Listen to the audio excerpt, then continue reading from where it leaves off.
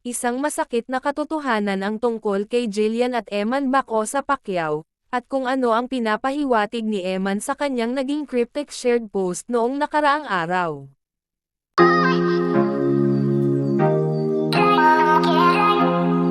Isang pahiwatig ang binitawan ni Eman Bacosa Pacquiao sa kanyang naging interview, at ang ibig sabihin ni Eman sa kanyang cryptic post, kung saan, ay naglalaman ito ng isang pahiwatig na hindi siya ang pinili ni Jillian Ward.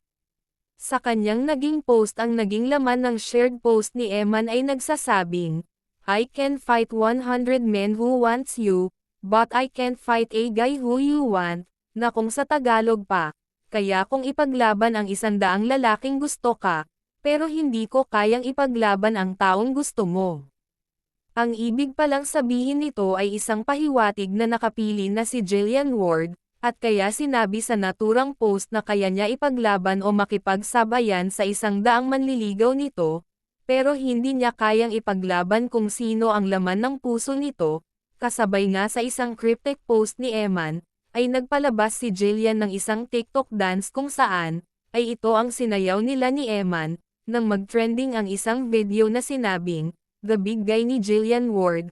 Kung papansinin kasi ang naturang video na pinalabas ni Jillian, kung saan, ay makikita na nandoon si Eman at Rahil at syempre si Jillian at ang dalawang co-stars nila, kung papansinin mabuti ay kahawig at tumugma sa mga actions ni Rahil ang sinabing "The Big Guy" ni Jillian.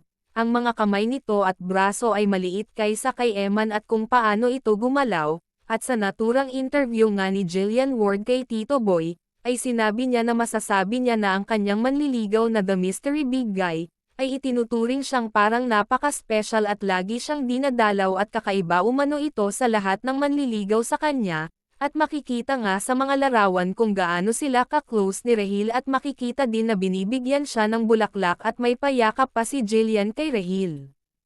Kasunod ng pag-post ni Eman, sa naturang cryptic post, ay hindi na makikita ang mga larawan ni Eman at video sa social media ni Jillian Ward, at nang ma-interview nga si Eman at matanong ito tungkol sa kanyang cryptic post, ay sinabing ayaw na itong pag-usapan, at sabi pa ni Eman na mas priority niya ngayon ang kanyang pamilya at ang kanyang karera bilang boxer.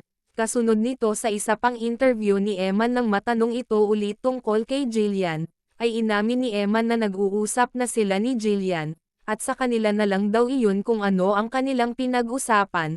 Makikita din ang unang sumabak sa taping si Eman at nang dumating nga ito sa set ng taping, ay may kakaiba at maraming nakapansin na tila nagsiselos, at parang hindi maganda ang tingin ni Rahil kay Eman, nang lumapit ito kay Jillian, at mapapansin din na hindi nakayakap para beso ni Eman si Jillian.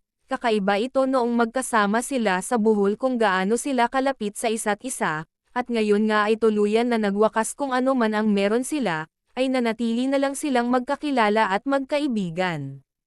Usap kami sa mga ganitong bagay, ganito, ganyan. Share mo naman ano na pag-usapan. Secret! Di ba, Jay? Secret. Ko yung owner is also a Christian, so sabi ko, maybe this is a sign. Parang pinag-usapan yung post mo, it's a cryptic post about one-sided love. Yes. Gusto mo bang i-clear yun? Pag natin yung pag-usapan. Mo ngayon na ang love life wala muna.